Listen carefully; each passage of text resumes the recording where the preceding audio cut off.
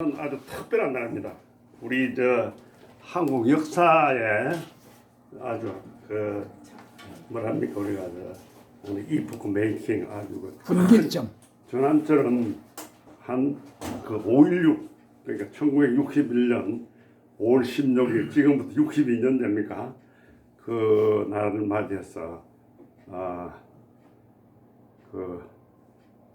저희가 이제 주권 회복 그러니까 이승만 박사 기독교 공론회 해가지고 하는 거 하고 그 다음에 이제 산업화 이 박사하고 박정희 대통령을 이렇게 연구를 하다 보니까 정말 엄청난 하나님 직접 역사하신다는 걸 너무 실감하게 되는 그랬습니다. 제가 쭉 이제 이 박사님 위주로 하다 보니까 5.16을 그래서 이제 박정희 대통령 5월 혁명에서부터 한번 그걸 해보다 이렇게 하니까 그게 전부 다 연결되어 있더라고요. 깜짝 놀랐어요. 저도 이제 5.16을 정리하면서 그걸 깜짝 놀란 게 이승만 박사, 박정희, 김일성이 직접 연결되어 있더라고요. 그 하나만 예를 간단히 들어볼게요. 박 대통령이 이제 우리가 잘 알다시피 자기 이제 형님이 남노당 아주 고급 간부였어요. 그래서 대구 폭동에서 그걸 돼가지고 그때 이제 박 대통령이 만주에서 와가지고 뭡니까 이제 조선 경비학 입학한 지 한 열흘 이렇게 됐어요. 그 이제 구미 경찰 가니까 우리가 알기로는 박 대통령이 이제 형님 그게 해서 남노당에 이제 가입한 걸로 이제 이렇게 돼 있는데 결론적으로 이야기는 뭐냐 하면 저희가 이제 이 박사는 하면 5년 만에 미국 유수한 대학을 다 들어간 세계적인 천재였는데 박정희도 그게 못지않다는 걸 제가 아주 절실히 느끼게 됐어요. 박 대통령이 우리가 다 같이 뭡니까 사범학교를 나왔잖아요. 사범학교 일제시대에 거기 굉장히 힘들었습니다. 수재들만 들어가는 거기였고 사범학교를 졸업해가지고 3년간 의무복무를 하게 돼 있어요. 의무복무를. 그래서 이제 박 대통령이 문경 초등학교에서 교사 생활을 했어요. 제가 직장 생활할 때 문경을 지나갈 때마다 차를 갖고 다니까 거기 올라가가지고 박 대통령이 하숙했던 집에 가봤죠. 지금도 아주 굉장한데, 박 대통령이 여기서 어떤 생각을 했을까? 그게 우리 박 대통령 같은 그걸 딱 생각해 보면은 이분이 뭐라 그럽니까? 굉장히 울분과 우라에 찼던 사람이에요. 식민지에서 출생하는 것도 아니고, 자리가 보장되는 것도 아니고. 그러니까 탈출을 한 게 이제 사범학교를 졸업하니까 사범학교 졸업해서 어디 갑니까? 만주 군관학교를 가게 되죠. 군관학교. 그거 딱 3년 의무복무만 끝나다 군관학교를 가게 되는데 군관학교를 박 대통령이 얼마나 우수했느냐? 240명중 1등으로 졸업합니다. 1등. 그래서 우리가 잘 아는 만주 황제 부위 금시기를 줬어요. 그러면 박 대통령이 거기서 졸업해가지고 2년 후에 일본 육사를 하게 돼요. 일본 편입을 하게 되는데 거기는 조선 황족 아니면 못 들어가는 데예요. 그 이제 우리 황태자 고종의 5째 이은 그분이 이제 거기 들어갔고 갔는데 박 대통령이 거기 편입생으로 들어가요. 편입생으로. 거기 들어갔어도 졸업을 3등째 하게 됩니다. 3등. 그러니까 우리가 너무 모르게 맞는데 박 대통령이 뭐든지 선두주 1등이에요. 1등. 그러니까 박 대통령은 만주 대구 사범을 나와가지고 그 다음에 만주의 군관학교를 졸업하고 그 다음에 일본 육사를 나왔잖아요. 일본 육사를 나온 그게 이제 1946년에 인관돼가지고 이제 소련이 참전하니까 거기 전부 관동을 항복하죠. 이 좌파들이 박정희가 막 친일파인데 안 그래. 박 대통령이 그거 한 거는 모택동 팔로군하고 싸운 거예요. 팔로군. 그러니까 소련이 항복하니까 이게 전부 다 그 중국군에 편입되는 거예요. 왜냐면 장개사하고 거기는 이제 연합군들이었으니까. 그래가지고 박 대통령이 46년에 개인 자격으로 이제 그 하게 되는데 그 와서 박 대통령이 처음 들어갑니까? 조선경비학교 2기로 들어가는 거거든요. 그러니까 박정희의 군맥이라는 게 대한민국 최고 엘리트 가정을 한 거예요. 만주군관학교 졸업했죠. 일본 육사 그 열 손가락 꼽는 졸업해서 육사 2기로 들어간 겁니다. 육사 2기. 그러니까 육사 이제 40년 들어가니까 뭐 인관 뭐 한 6개월 하고 인관하죠. 소위로 인관대가 박 대통령이 어디로 발령을 받았냐? 춘천에 발령받았어요. 춘천에 1기 졸업생이 누구냐면 김정곤이라는 사람인데, 김정곤 저 경희대 교수도 하고 그 소장 출신 아주 그분도 아주 훌륭한 분이죠. 그분은 이제 중대장인 게, 그 박 대통령이 거기서 1년 만에 군 경력 인정받고 바로 대위로 진급된 겁니다. 대위로. 그런 이제 과정을 거쳐서 그게 한 건데, 이제 오늘은 우리가 저희가 중점적으로 들으시고 이제 박정희 혁명을 하게 된 혁명의 동기를 그걸 보게 되면은 다른 사람하고 다릅니다. 우리가 이제 세계적으로 독립의 제일 구테타에 성공한 날 어디로 꼽느냐 하면은 터키의 케멜파사입니다. 여러분 터키 가보셔 알지만은 케멜파사는 오로지 나라를 위해서 그게 한데 이제 성공했죠. 성공해서 케멜파사가 뭡니까 왕정을 이제 하는 성공했죠. 그 다음에 이제 나세르입니다. 나세르도 이제 이집트에서 그걸 해가지고 왕정을 타도한 건 했는데 그걸로 끝났어요. 그런데 우리 박 대통령은 왕정을 타도했을 뿐 아니라 산업화를 이룬 거예요. 그러니까 세계 구테사사에서 대한민국이 제일 1인 겁니다. 1. 지금도 세계적 학자들이 다 대한민국의 구테타를 세계에서 제일 성공한 구테타로 생겨요. 그걸 보게 되면은 우리 엘리트들이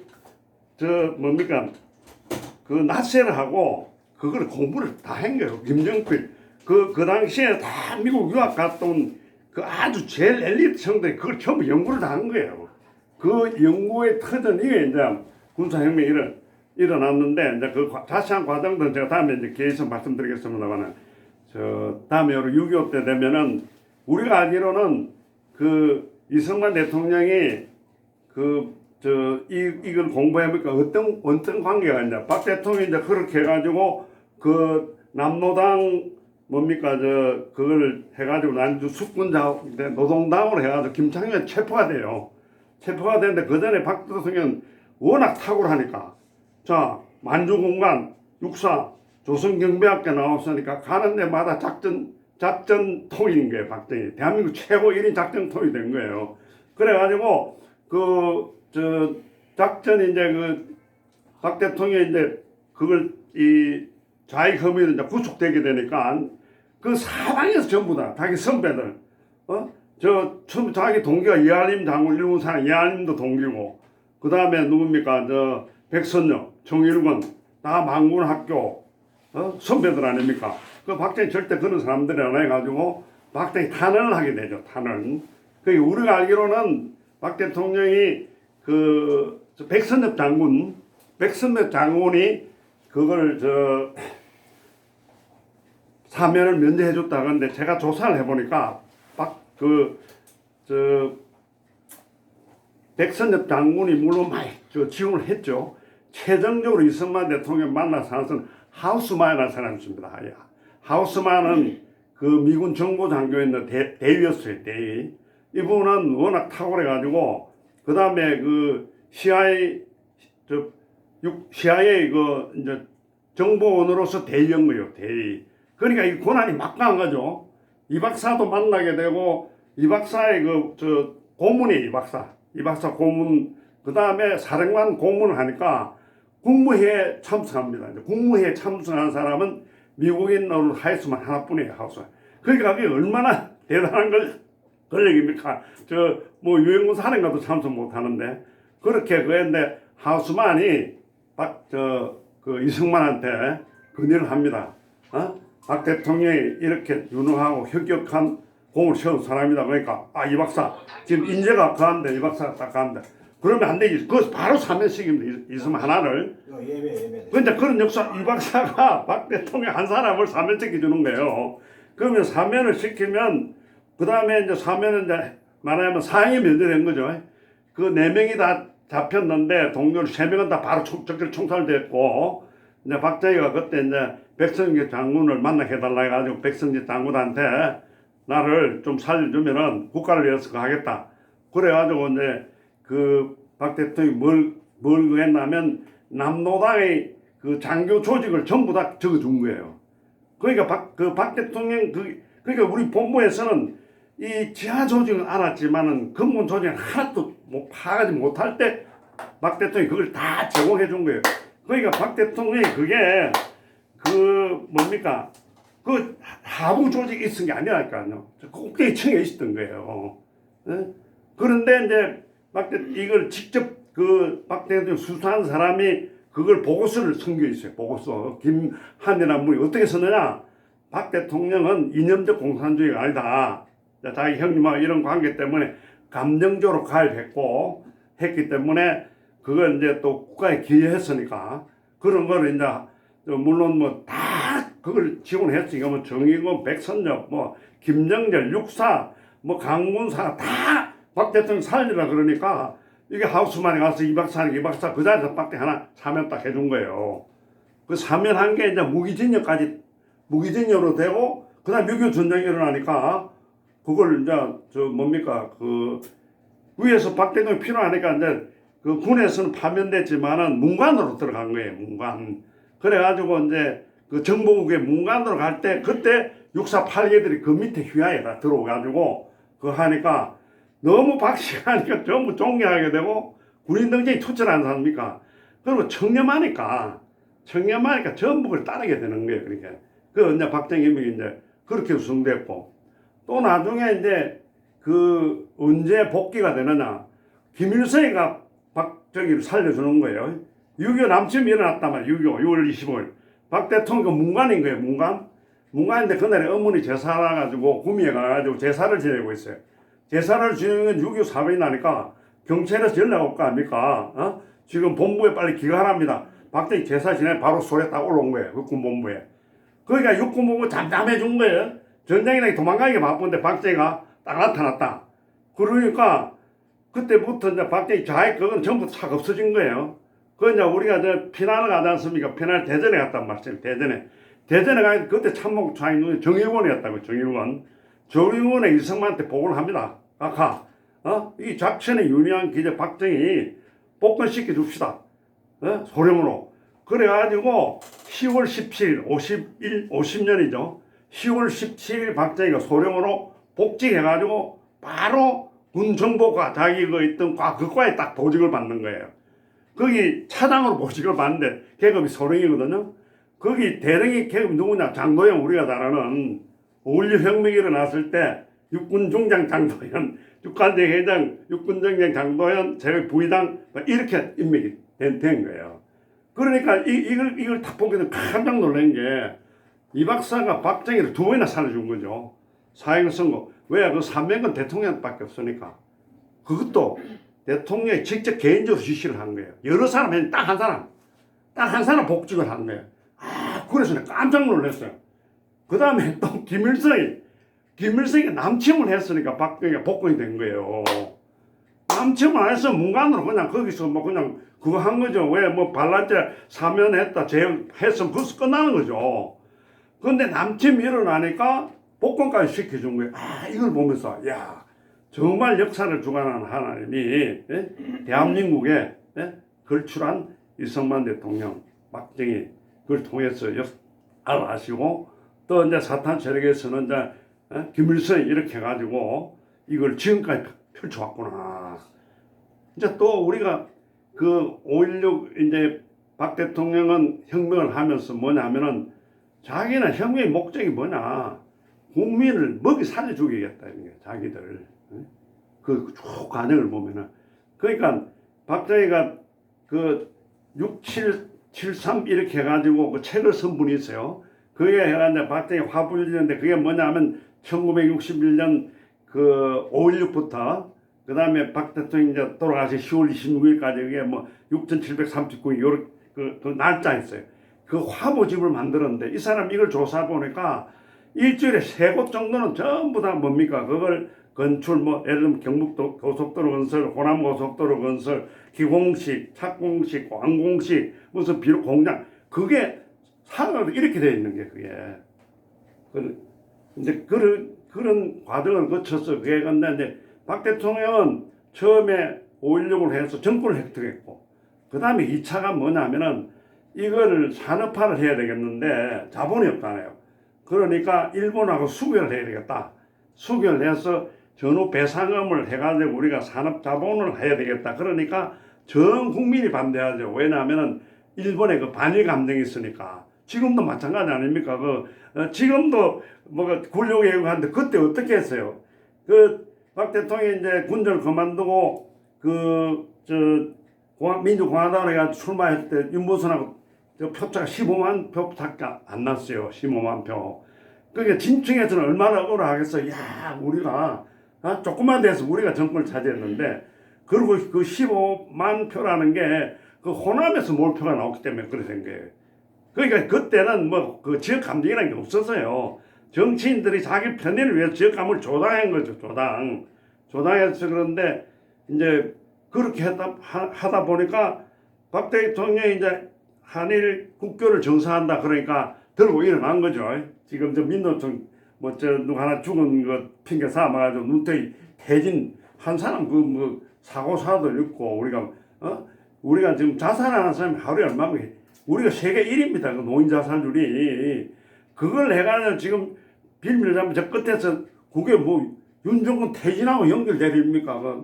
노동자 한 사람 그것 때문에 그건 그런 시기였으니까 야 이것만 잘 끌고 나가면은 박정권을 그거 하겠다. 그러니까 또 범국민대회를 결성하게 되는 거죠. 범국민대회.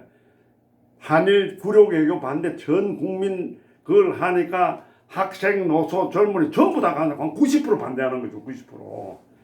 그러니까 이 정상적인 사람 같으면 에이 안 한다 포기해버리지. 막 백성 안 하면 박정희 안 해도 나는 잘 먹고 살기 위해서 내 해야 되겠다.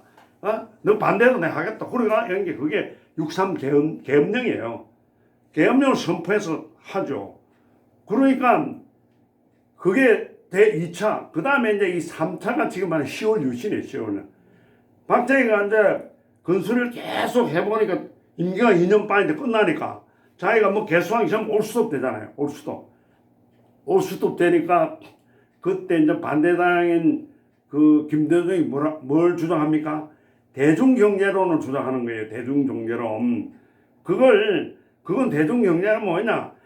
우리 자원도 하나 없고, 그런데 우리가 무슨 수출이나, 무슨 중화업이나, 그냥 비료공장하고, 그거만 있으면 돼. 우리는 농업에가 작업도 하죠. 그게 대중경제론이에요. 근데 이 어리석은 백성은 그게 환호하는 거예요. 대중경제. 예? 김대중을 적극적으로 지지한 겁니다. 그러니까 삼성계가 박정희가 겨우 대통령이 됐는데, 자기가 그만두게 되면은 대중경제를 자기 이제 다 망치게 생겼어요. 다 망치게. 그러니까 우리 역사를 한번 관정해보게 되면은 여러 측면에서 볼 수 있어요. 백성들 어리수가 모른다니까 뭐 찍어주네요. 그러면 지금 수출한 거 올 수도 다 해버리고 공장이 있는 거 그냥 농사 작업도 하자면 우리는 일제시대 영원한 농업골로 남는 거예요. 농업골. 그러니까 박정희가 유신을 한 거예요. 유신을. 그러니까 유신을 우리가 이 반대하는 사람들 이런 게 보면은 아주 이거 독재고 자기 권력력에 사로잡혀서 그랬다. 그거는 우리가 다시 한번 봐야 되는 거예요. 하나 예를 들면 이승만 박사 경우 때 1952년대 우리가 개헌을 하게 되죠. 개헌을. 왜 뭘 개헌하냐? 그 국민 직선제 개헌을 한다고 합니다. 그럼 우리가 학교에서 뭐라고 해놓냐? 이 박사가 자기가 이제 국회에서 당선 안 될 것 같다니까 직선제로 자기 당선하기 위해서 했다. 그렇게 배웠어요. 그러니까 우리 대한민국 개헌은 전부 집권자들이 자기 목적을 위해서 제가 공부한 게 그게 아니었어요. 이 박사 강의는 엄청난 내가 다음 그게 6월달에 말씀을 준비해 놓겠는데 미국은 이 박사를 하야시키려고 한 거예요. 51년도부터. 그게 왜 그러냐? 유희가 발발했을 때 우리가 준비가 없으니까 파죽지서로 저기 낙동강 연수에 밀렸잖아요. 근데 메가나 인천 상륙작전 해가지고 암동까지 쳐들어갔잖아요. 쳐들어가니까 그때가 10월달 아니었습니까? 그러니까 이제 뭐 메가나하고 저 트루먼하고 그냥 북진할 거냐 말 거냐 그 의논하는데 미국에서 그걸 참모에 전략회의를 하는 거예요. 그 12월달에 뭐라고 생각하냐? 우리가 이거 스탈린 말려들었다. 에? 우리의 주장은 소련인데 소련하고 싸우지 않고 그 중국 저거 아주 뭐 아무 가치도 없는 저놈하고 우리가 1등국가 싸우는 동안에 저놈들은 동구를 전부 섞어 다 해버렸다. 그러니까 우리는 빨리 한국에 발 빼야 된다. 이게 빨리 휴전 끝내고 우리는 동구권에 거기 그래서 나토도 만들고 주한미군사는 메가드를 해임시키고 니제이가 있다. 니제이가 나토 초촬영하러 간 거예요. 이제 그런 상황이란 말이에요. 그러니까 그러니까 제일 가치가 이 박사인데 이 박사를 끝까지 반대를 하니까 그 이 박사를 하야시키려고 얼마나 그걸 했느냐. 그때 동아일보 우리가 잘 아는 장준하 있죠. 장준하 같은 사람은 그때 박 대통령 때 굉장히 민주 투사를 해가지고 뭐 의무사 이랬는데 그런 사람은 야당들 다 지원해 주는 거예요. 제일 이 박사한테 반대하는 천주교신문 경향신문 거기 다 지원해 주는 거죠. 지원을. 그래가지고 대통령 선거를 간선제였으니까 간선제 국회의원들을 다 매수합니다. 그게 장면한테 돈을 다 대줘가지고 장면이 국회의원들을 다 어떻게 매수하느냐? 천주교에서 물품을 국회의원 전부 다 매수해요. 180명을. 그러니까 180명 이 박사 정서 한 사람도 없는 거예요. 이 박사는 오로지 카리스마에서 그걸 했단 말이에요. 카리스마. 그 이 박사가 가만 보니까 이게 말이 안 되는 거예요. 이게. 그래서 자기는 왜? 자기는 카리스마에서 이 박사는 이종 공부를 했기 때문에 조선 당파에게 나라 망한 거다. 이 당파 때문에. 당이 필요 없다고 생각하는 사람이에요. 그러니까 오로지 자기는 카리스마에서 그걸 해 나간다 하는데 이거 보니까 안 되는 거예요. 대통령 선거하면 자기는 100% 떨어지는 거예요. 왜? 자기 표가 하나도 없으니까. 그렇게 있는 동안에 어떤 일이 벌어졌느냐. 부산에 가 있을 때 그 야당에서 아주 긴급 그걸 한 거예요. 자기들이 이 박사에게 그리고 이 박사가 이제 직선제 개헌안을 내는 거예요. 그 국회에 직선제를 하자 이렇게 하니까 야당 수가 많으니까 압도로 폐기돼 버리죠. 근데 그 간섭이 된 이유가 우리가 48년 7월 17일 재헌 헌법을 제정하다 보니까 우리 목표는 8월 15일이 광복하는 날이에요. 7월 17일 날 거기에서 직선제를 하려면은 선거법 만들고 공부하고 도저히 시간이 안 되니까 간선제를 한 거예요. 그게 처음에 간선제를 하게 된 게. 그러니까 이 박사 간선제 하면서도 그 단서를 들었다고 앞으로 기회가 되면 이거는 반드시 대통령 국민한테 돌려줘야 된다. 이 박사마저 지옥이 맞는 거예요. 그런데 여기서 어떻게 공작을 했냐? 그 장면은 어떻게 공작을 했나? 그 부산 피난 시절에 병원에서 국회의원들 불러가 심지어 병원선에서 국회의원들 다 매수를 한 거예요. 기가 막힌 노릇이죠. 결정적인 정보가 뭘 드러나면은 이 박사가 이제 개헌안은 국민이 낼 수가 있고 대통령이 발의할 수 있고 그 다음에 국회의원 3분의 1 이상이 낼 수도 있고 또 국민이 낼 수 있는 거예요. 이 박사가 낸 거는 패스가 됐으니까 국회의원들이 무슨 해는 자기가 적극적으로 해가지고 이걸 단선제를 해가지고 장면을 대충 뽑자 이렇게 된 거예요.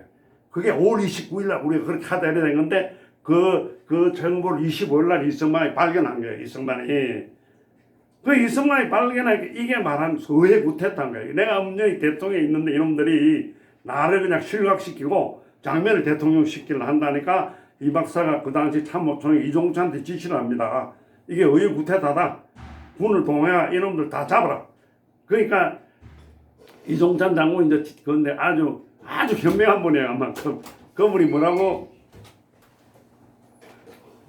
그분이 뭐라 그러냐면은 대통령 진짜 국군 통수권자는 대통령이지만 실질적인 권한은 우리가 미군한테 다 지휘권을 넘겨줬기 때문에 미국 사령관이 있는 거예요. 그러니까 이종찬 참모총장이 뭐라 그러냐면은 이거는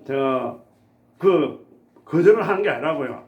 각각 이거는 유엔군 사령한 관한 있기 때문에 우리가 그 할 수 없습니다. 이렇게 아주 완곡하게 하니까 이 박사는 이제 깜짝 놀란 거죠. 이 박사로서는 이 국군이 내 통수를 안 받을 수 있구나. 근데 이 박사도 그렇게 하는 거고 이제 그런 경우가 있었어요. 그래서 이 박사가 그러면 좋다. 내 미군의 지휘를 안 받는 부대가 어디 있느냐? 헌병대가 있는 거예요. 헌병대. 그러니까 이제 헌병대를 동원해가지고 그 계엄을 수령해서 그가 당선된 그런 전례가 있어요. 그게 언제 또 있나? 63년, 53년도에 또 그런 일이 있었어요. 이게 아이젠하워가 대통령 당선돼 가지고 이제 막 전쟁도 해가 미국이 5만 명 정도니까 휴전해야 되겠다. 이 박사 계속 반대를 하니까 벌써 53년 6월 8일 날 방공포로 그 해가지고 방공포로 때문에 그게 안 됐는데 서로 협의가 안 돼 바로 조임하게 되니까 이 박사가 6월 10일 날 그걸 방공포를 석방해 보잖아요. 그 석방할 때 누구를 했어요? 미군의 통일을 안 받는 김창룡을 그게 가서 했잖아요. 그게 이제 그런 그게 똑같이 일어난 거예요. 그래서 지금 이제 결론적으로 이야기를 하면은 박정희로서는 이렇게 해가지고는 경제도 안 되고 자기 그게 영원히 매장될 수도 있겠다. 이제 그게 10월 유신인 게 10월 유신. 그러니까 그 당시로서는 아주 독재고 자기 정권 유전 차원이었는데 이제 그 당시 그 계산이 어떻게 나오냐면 이제 우리가 그때 막 그 가발 수출하고 그 다음에 뭐 식료품 수출해가지고 우리가 뭐냐면 그 50억 불 달러 그 다음에 이제 500불 소득 이렇게 된 거예요. 근데 이거를 1000불 소득 그 다음에 100억 수출을 하기 위해서는 중화급이 돼야 되는 거예요. 근데 박정희 그때 74년도인데 76년 자기 임기가 끝나는 거예요. 그럼 자기가 임기 끝나면 김대중가 당선되면 대중경제를 하면 경제성에 올스탑 시키고 우리는 그냥 그걸 한 거예요. 근데 박정희는 그걸 어떻게 했냐면 만주 군관학교에 있을 때 만주 일본군이 만주국을 생각을 그 만주국이란 특수한 지휘 국가예요. 우리는 국가가 군대를 보유하는데 만주는 일본이 관동군을 해가지고 만주국을 이제 괴뢰국가를 만든 거예요. 그게 완전히 2차 세계대전을 되게 전진 기지로 만든 거예요. 거기가 중화급을 육성해가지고 소련하고 붙고 거기에 그러니까 그걸 박정희가 직접 본 거예요. 그러니까 박정희가 우리 경제개발 계획한 거는 그걸 그대로 옮겨놓은 거예요. 그대로. 그런데 우리나라 사람이나 야당은 그걸 인정 안 하는데 그 지금 세계가 다 인정해줘요. 세계적인 제일 먼저 인정한 사람이 등소평이에요. 등소평이 박근혜 하는 식으로 다 한 거예요. 해안지대에 전부 공업부를 설치하고 지금도 푸틴이 박정희가 가져오라는 거예요. 왜? 선진국들은 전부 자기들의 노예제도, 귀족제도 거기 와서 자기들 배울 거 없는 거예요. 이 약소국에서 농업국에서 산업화하고 세계적인 국가 되게 하는 거 유일한 거예요. 그래서 오늘 저희가 이 유신 박정희 대통령 이제 이렇게 여러 가지 우리 평가를 할 수가 있는데 여러 학자들은 이제 그 세계적인 학자들이 다 인정해주고 있습니다. 인정해주고 있고 또 우리나라에서도 아주 뭐라 그럽니까 그게 델리케이트한 게 막 유신 이렇게 해가지고 외국 유학 간 여자분이 있어요. 그분이 가가지고 박정희 그 연구를 하다 보니까 너무 해가지고 그분이 돌아가지고 그때 우리 중앙고 한 온철 수석 밑에서 일하는 그분이 책을 낸 게 있어요. 책을 유신이 옳았다. 자기가 몰랐다 이런 이야기예요. 그런 책도 나오고 있어요. 그래서 오늘 우리가 5.16 이걸 맞으면서 정말 우리 하나님께서 역사를 주관하시면서 제가 그런 걸 이거 보고 저걸 준비하는 과정에서 저는 제일 궁금해 이승만 대통령하고 박정희하고는 생전에 만났을까 어떤 대화가 있었을까 이렇게 했는데 내가 그걸 이렇게 하다 보니까 그게 다 연결이 되어 있는 거예요. 연결이 되어 있고 또 박정희 대통령을 이승만한테 사면복권 하수만 이 사람이 정보국 대위였어요. 대위였는데 1946년에 이 사람이 무려 한국에 35년간 근무를 했어요. 35년간 있으면서 민주정부, 장면정 민주정부, 그 다음에 이승만 퇴진에서부터 지금까지 그걸 다 그 본 사람인데, 이 사람도 박정희가 만난 거예요. 언제 만나느냐? 박정희가 그 여순 반란 사건 할 때, 그때 박정희가 군 참모 차장이었어요. 장동희가 참모 작전국장이었고, 그 반란군이 나왔어요. 박정희가 거기 가는 거예요. 거기 가서 둘이 만나 사진도 있더라고, 하우스만하고. 그러니까 이제 하우스만이 그때는 박정희가 잡히지 않을 때요. 거기 있다가 잡혀갔거든요. 그러니까 이제 하우스만도 박정희 실력을 아는 거지, 거기서. 진두지 작전 지휘를 다 박정희 했으니까. 그러니까 막 거기다가 정일권, 백선엽, 기라성 같은 사람 하우스만한테 다 이야기하니까 저희가 직접 들어가서 보고한 거예요. 그래서 보고해가지고 거기서 바로 이런 사실을 봤을 때 정말 우리 하나님이 역사해 주셔가지고 아주 걸출한 그 인물을 지금 역사하고 계신데, 지금 이제 제가 기회가 없어서 그런데 이제 마지막으로 하나만 두 가만 가겠습니다. 이게 준비한 게 있는데 뭐냐면, 이제 박정희 대통령이 만주 공관학교로 가면서 가서 일기가 있어, 일기하고, 그 다음에 또 5.16 군사혁명 이렇게 하니까 우리가 사극 보게 되면 세조가가 부인이 옷을 입혀주면서 뭘 하잖아요. 그러니까 유교사도 그거를 박 대통령한테 이제 거수하고 나가라니까. 그러니까 5월 15일 밤에 아주 그거 이제 뒷몸에 늘어나는 거예요. 여보, 저 옆에 건애하고 숙제 좀 봐주고 가라는 게. 그러면 당신 나가면 죽을지도 모르니까 딸한테 인사하고 가라는 거예요. 그 박정희가 그 숙제 봐줍니다. 시를 남긴 게 있어요. 그걸 시를 하고, 또 이성근 박사가 하야하면서 한 그게 있어요. 내가 이거 준비한 거니까 한 1분짜리 간단하게 읽어드릴게요. 앞으로 이제 제가 자연스럽게 이 말씀드릴 좋은 기회가 있을 거예요. 이걸 정리하다 보니까 한 80페이지. 박근혜 유신을 정리하다 보니까 페이지 수가 80페이지던데, 다음에 한번 우리가 잘 정리해서 이걸 우리가 좀 알아야 된다, 국민들이.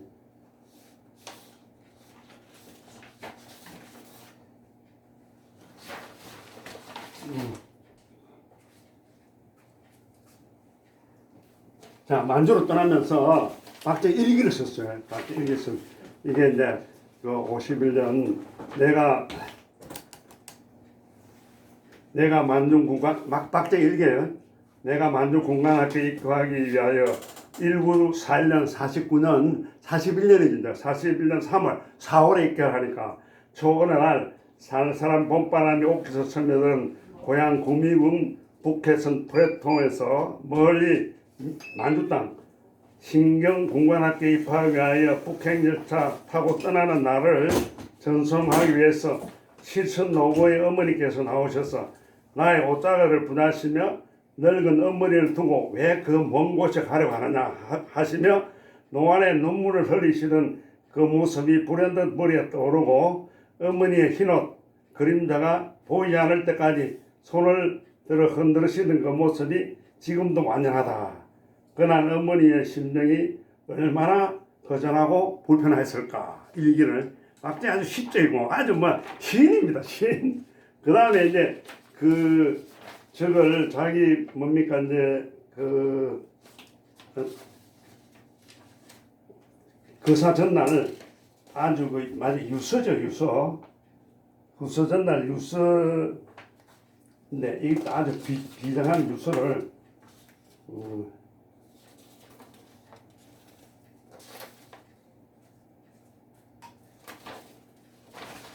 유서 이걸 한번 꼭 볼 필요 있습니다. 왜냐하면 그게 자 이겁니다. 이제